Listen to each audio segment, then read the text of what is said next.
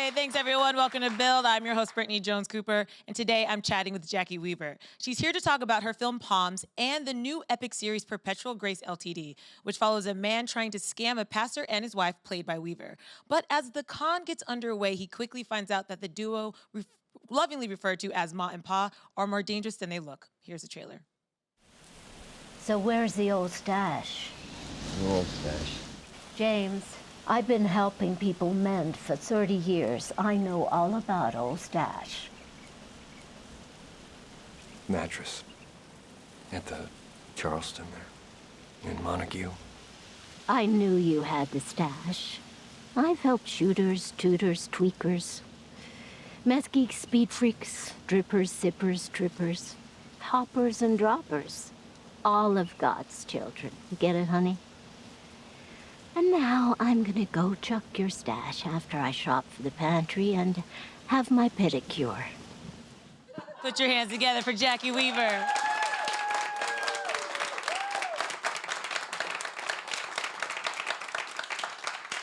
Got some fans in this audience, Jacki. Aren't they lovely? I love them. We G'day, love you here. g'day. We love you here, especially Perpetual Grace LTD. The first episode, it's such a beautiful show. The cinematography, it really kind of transports you. And then the script, I can tell I'm gonna be just constantly surprised by where it goes, because after the pilot, I had so many questions that I couldn't wait to get answered. So take me through the first time you saw the script and your reaction to it. I thought it was one of the greatest scripts I'd ever read, quite honestly. Yeah. Not just promoting it, but honestly, it was so good. The dialogue is amazing. It's so original and unique. Steve Conrad did Patriot, and he's wonderful. Yeah. And Bruce Terrace, who also writes it. And then, of course, there's Ben, Sir Ben. I mean, he's like a god, of course. And Jimmy Simpson, fabulous. And Louis Guzman. Oh, what a dreamboat. He's so funny and so clever. So it's such a mixture of things, isn't it? I mean, it's really menacing and strange and dangerous on the one hand, and it's kind of funny in a macabre way as well. It makes you laugh, but it makes you kind of, yeah, the characters are all pretty bad people. They're all scoundrels, but Steve Conrad wants the audience to still kind of have affection for them, to still kind of grudgingly like them, because we're all flawed in our own ways. I keep saying this, but of course I have no flaws whatsoever. But yeah, he's created a great story and some really interesting mad people. And the story is really interesting, as you just said. And how do you describe the show when people ask? Because I gave a little synopsis, but there's so much sort of more than that. Yeah, it's hard to describe. I saw the director trying to describe it, and he wrote the thing, and he still had a lot of trouble trying to describe it. It's if you liked Breaking Bad, you'd like this. I mean, it's not Breaking Bad, but it's that same kind of dangerous territory that most of us who lead fairly legal lives don't. You know, it's about villains and tragic people who've made bad choices in their lives. We all know a few of those, yeah. And the story is so complex but fascinating that it's compelling viewing, isn't it? That's how I felt in the pilot. I knew it was happening. I followed it, but then I just still had so many questions, because you can see how layered everybody's experience is. Yeah. These characters, you can tell, are going to completely, be different by the end of this series. And the dialogue is so odd. People speak in a really unique way. I mean, we couldn't wait to get the scripts each month to just get our mouths around that really interesting dialogue. Yeah, we just heard some of it. Your Yeah. character, Lillian, a.k.a. Ma. Yeah. So tell us about her. Well, she's the kind of woman, they run a cult, you see. They're running a cult. And let's face it, people who run cults are a bit dodgy.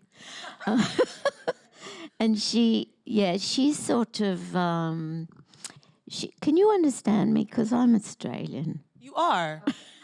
And Yeah, I always play Hear it now, Americans. hear it now. I'm always meeting Americans who don't know I'm Australian, thinking, some of them even say, "Why are you talking like that?" You're like, I'm prepping for a role. Yeah, and I've heard somebody told me about a dinner party where there was an argument about whether I was American or not. And somebody pounded the table and said, "I know for a fact she's American." Isn't that good? I was very flattered. I have to say, I didn't know you were Australian until I started researching you. Yay, yay. Because you have played, in Silver That's what we Linings or want. in Bird Box. You Yeah. do an American accent very well, and so I had no idea. Oh, well, thanks. Because I was a theatre actor for many years.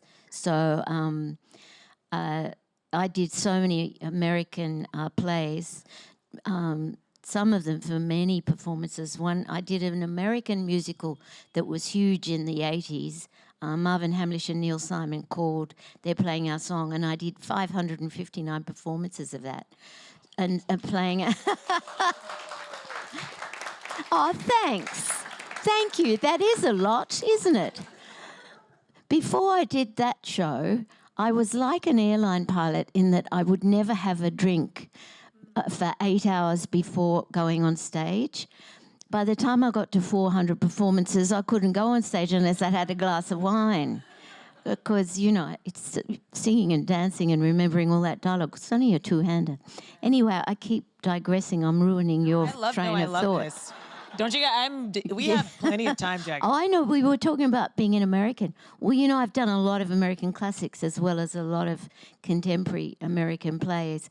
And in Australia, we are like sponges. I'm not saying we can all talk American, but we if you've got an ear, it's easy for us because I grew up watching the Mickey Mouse Club and Disneyland and, Gunsmoke and Leave It to Beaver. And my son grew up watching Sesame Street, and now my grandchildren, they watch Dora the Explorer. They can speak Spanish. There's not a great call for Spanish in Australia. There's hardly any Spanish speakers in Australia. So yeah, we hear it all the time, and it kind of soaks into our psyche, and we have no trouble doing it. I wasn't that good at... I mastered Philadelphia, but I did have a coach for a couple of days because I found out in Philly, if there's one thing Philadelphians hate, it's New York actors trying to pass off New York accents as Philadelphia accents, because they are quite different if you've ever been to Philly. Regionally, we do get very specific about our Yeah. Sure. Well, there are specifics. I wasn't very good at Chicago. I had a bit of trouble with Chicago. Luckily, I only had a few scenes in that film, Widows, and I had a coach, but that it wasn't one of those ones that comes automatically out of your mouth like New York. And Boston was hard because everybody in Boston speaks differently and they all tell you something different. I thought, I'll just have to speak like a Kennedy. But then I found out, well, nobody speaks like the Kennedys except other Kennedys. Again, yeah, especially in Boston, it's like neighborhood to neighborhood, really. Yeah, It can be really different. I do love that you mentioned your theater training and your acting training because you have been just in some of the most amazing works over the last couple of decades, along with Sir Ben Kingsley. Couple of decades. Yeah. We're well, talking about 5 or 6 decades. Yeah. And you've earned that. And that's why, as a fan, getting to watch you in this opposite Sir Ben Kingsley, we have these just two amazing actors, and I think that's one of the biggest draws to the show is watching you guys play in that dynamic. So what was it like being on set with him? Oh, he was such a dream. I mean, he's so great. I don't want to say the word professional. It sounds silly. After all, professional just means you're getting paid. No, he's one of those actors who comes on set completely prepared, knows every word, is so efficient, so considerate, gentle, polite, sweet. He had a bit of trouble with the altitude. We shot all of this in Santa Fe, New Mexico, which you probably know is 7,000 or 8,000 feet above sea level. And a lot of people my husband found the altitude difficult, makes you short of breath, and it didn't bother me. Might have been the wine. That does help. Do you have a favorite scene that you guys have shot together? Because like I said, the entire show is beautiful. The dialogue is so beautiful. Everything is so nice. Do you have a scene that really sticks out to you in the series? Well, I do, but I don't want to give away what's going to happen. I do something pretty bad in episode 4. You're going to hate me. Yeah, I think the show is so suspenseful. I'd love to tell you what's going to happen, but I don't think I should. I think I'd spoil it for you. I don't want to be a spoiler. But we know now, episode 4, Yeah. you really liked digging into that. Yeah, oh, it was great fun, and it was a bit scary. I also had to drive those terrible, they look beautiful, those 1960s cars, but we call them yank tanks in Australia. But they're such bombs. I mean, they're terrible bombs. And I had to drive one down the highway, and my character is written as tiny. I had to actually slouch down. Even I was too tall to look small enough. And I'm saying to the director, I can't see the road. And on top of that, I'm always saying I love Americans except for one thing, and that's that you drive on the wrong side of the road. So I'm driving on the wrong side of the car, on the wrong side of the road, and I can't see the road. And the car was such a heap of rubbish. But that was scary, yeah. It made for a really cool shot, though. Yes, Just excellent FYI. shot. I do a lot of driving, yeah. Look at Ben. Now this chap, Jimmy. gosh, he's good. Jimmy Simpson. You'd have seen him in lots of other things. Yeah, he's in Westworld. But That's I think right. for him, it's a he real was breakout. He was in House of Cards, wasn't he? He was. He played Yeah. that hacker, sort of creepy guy. But he does a lot more in this. He's much more pivotal to central to the story, and he's It was so really cool good. to see him sort of in a lead role because he does usually play different kind of Yeah, no, well, you know, this is important roles, but he's really getting to this take is his the lead. big role, yeah, it's and been really cool. deservedly, he's so good. So I love seeing you in this, but I also love your versatility. And so I recently saw the movie Poms, which is the complete end of the spectrum. This is sort of a serious, sexy kind of drama, and that is just pure fun. Yes. And not only are these women, you know, being so forceful and starting their own cheerleading squad, but you're sort of the naughty grandma. Yeah, I'm the bad one. She says, I think she says her hobbies are poker and poking. So what was the vibe like on this set? Because it just It looks was like lovely. fun. Yeah. We had a lovely time. And that film, it's not just a bunch of old gals cheerleading. It's really got a lot of heart. It's really heartfelt. It's got a lot to say about love and friendship and death and illness and it's funny and it's poignant and it's got a lot to say about ageism, which is pretty endemic in our culture, I think. I love millennials, even though they think we baby boomers are a pain. I think millennials are a pain, and I am one. So Oh no, some of my best friends are millennials. that's awesome. But that energy is what you bring to this film. You guys are doing choreography, and there's all these routines. And I know Yeah. cheerleading culture is not very big in Australia, right? Oh, it's almost non-existent. Right. It certainly never happens at school.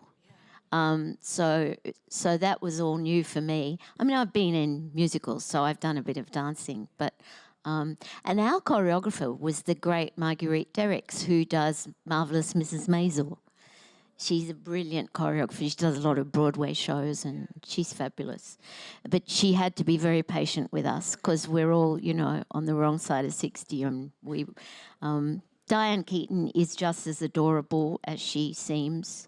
She's, she's Annie Hall, let's face it. She's so adorable. We had a lovely time. We all got very close. Yeah. Diane Keaton, she is so, like you said, cute, but also the emotional depth of this character and watching her transformation to Yes.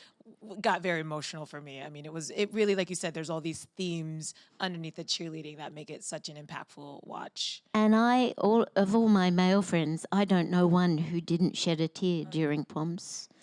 So it did have some depth and some heart. It wasn't just a silly film about girlies being silly.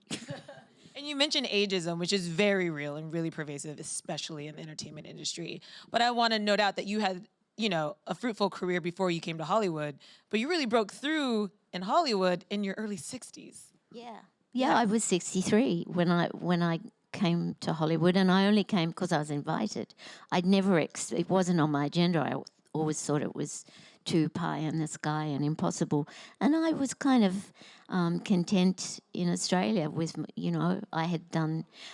I'd done 73 plays, and I'd done around 20 movies, and a lot of television. So my career had satisfied me, and then suddenly America said, "Come on, you can come here."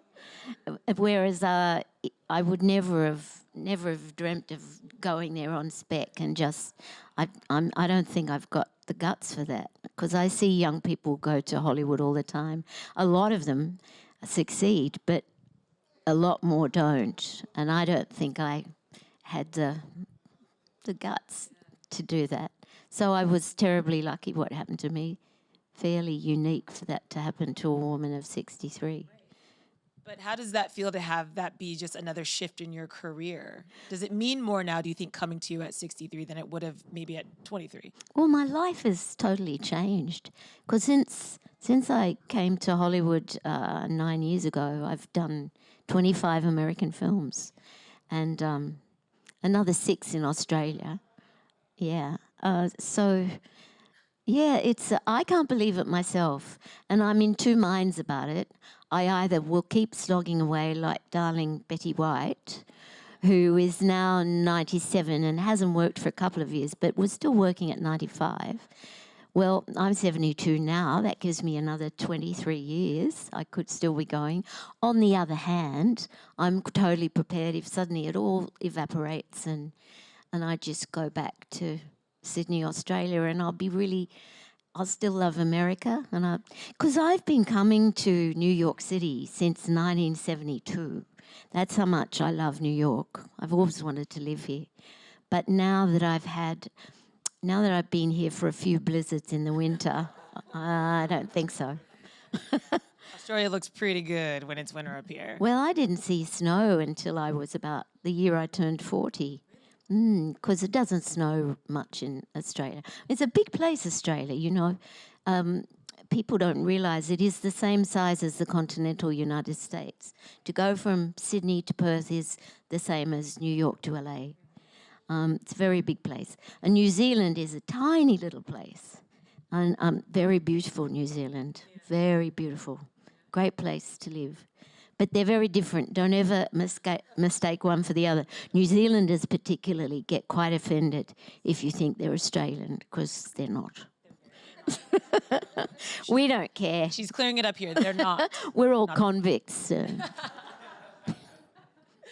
Not really. I looked at your IMDb, and you have a couple movies in post-production. So, obviously you have some work still going on to look forward to, so you can't move back to Australia yet. Is there a role that you haven't gotten to take on, though, at this point, in theater, film, or TV? Well, a few passed me by in my youth. A lot of actors will tell you that they always wanted to play. I always wanted to play Viola in Twelfth Night, or Nora in Doll's House, or Eliza Doolittle. I thought I could have made a good fist of. But they didn't come to me, and that's the way it goes. I still got plenty that I loved.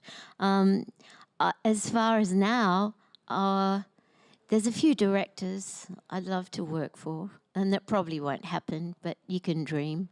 Like, I'd love to work for Quentin. Why would that not happen? I can actually see you, even with the tone of this, it feels very Kill Bill and Maybe I'll anonymously send him a few copies of this. But I have met him. I have met him, and he told me he was a fan, and he'd seen a few things I'd done. And but the other one I hanker for is Martin Scorsese. I think he's just the biggest genius in the world, and that won't ever happen. I don't think. But you can dream. You can dream. But as it is, I've worked for some terrific directors here. I've got a nice film coming out. I wish it had come out this month, but it's still being cut. We shot it last year, called Stage Mother. Yeah. No, the James Franco one's another one, Zeroville. Yeah, that I think that's coming out in September. But Stage Mother is... I wish it had come out during Pride Week because it's about a mother and a father who have come from a small country town, and they've disowned their son because he's gay, and he's gone to live in San Francisco and he runs a drag club. And beginning of the film, he dies on stage, and they inherit the drag club, and they haven't talked to him for years. She goes to the Big Smoke to San Francisco to try and sell the club. She's a choir mistress. She tries to get the club running again. Her son's best friend is played by Lucy Liu. And what happens is that she teaches all the drag queens to sing instead of to lip sync. And the club, which had been losing money and about to close, becomes a huge success. She embraces all the people. She'd always wanted her son back, but her husband wouldn't let her. She becomes a kind of mother to all of the drag queens, and it's so, I'm going to cry just talking about it. But it's, I think it's going to be a lovely film. It was certainly lovely making it. Tom Fitzgerald. I've digressed that you didn't want to talk about that. No, I'm really into this, actually. I was just thinking how common that story is, unfortunately, of a parent wanting to connect with a child who they pushed out and then it kind of being too late. So I think it's just like a cautionary tale, but also sounds like has some sort of beautiful resolution. Yeah, maybe and I think a lot of people will identify with it. You know, even parents with gay children who haven't become estranged.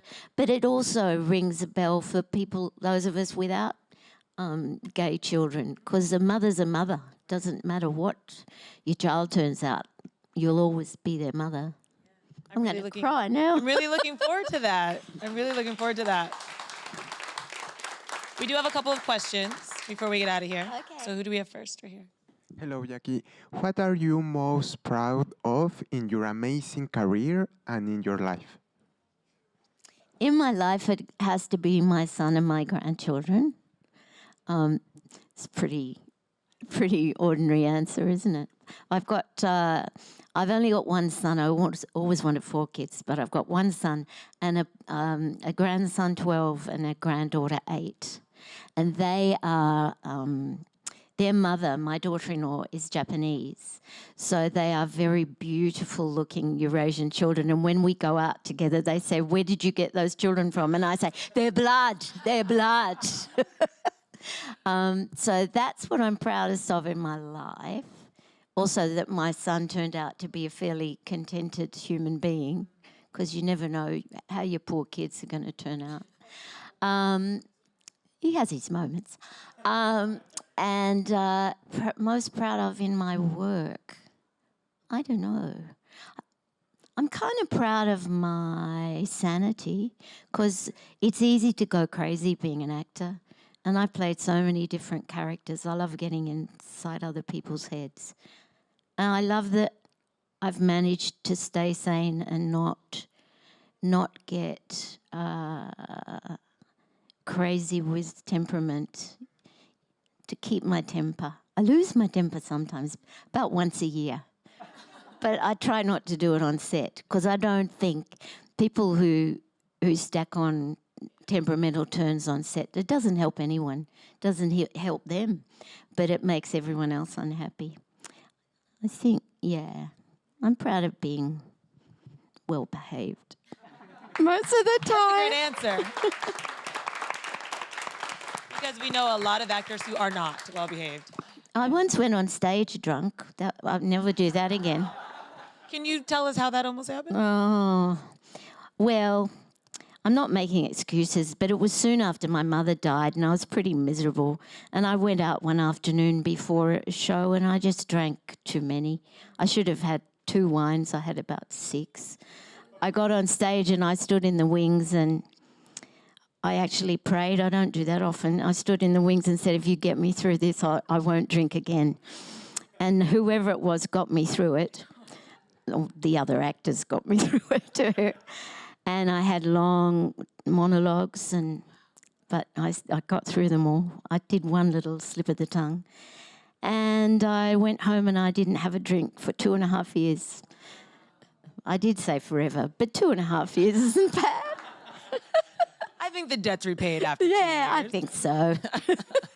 Hi, Jackie. Hello. I wanted to know if there was something specific that drew you to your character Ma, and if you think the sort of naughtier characters are more fun to play. If there's something specific that drew me to Lillian, no, it wasn't the character so much. Oh, well, the multi-layers of her, the fact that she can be charming and sweet but is devious, and she's I believe a sociopath. Sociopaths are always interesting to play.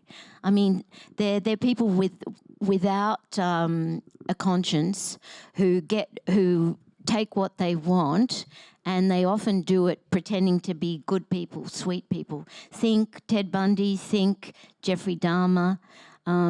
There's probably lots of women like that too. Sorry, I could only think of men. But yes, the fact that she's a psychopath. But the main thing that drew me to it was the fact that Steve Conrad and Bruce Terrace had written such great stories, more than the character, and the dialogue. Great dialogue. Is that anything else? What was that answering the whole thing? I also asked if you thought naughtier characters are more fun to play. Naughtier characters. Yeah, Goody Two-Shoes are a bit... Goody Two-Shoes characters are a little bit boring because they're kind of on one level. But the character I play in the film I just talked about, Stage Mother, you could call her a Goody Two-Shoes, but she had a lot of heart. She had a lot of layers to her, and yeah. Well, I like to see you play psychopaths as well, because in this show, it feels like scammers are scamming scammers. I'm not quite sure who's good, who's bad, which makes it so much fun to watch. So you guys can catch new episodes of Perpetual Grace LTD Sundays at 10/9 Central on Epix. Put your hands together for Jacki Weaver.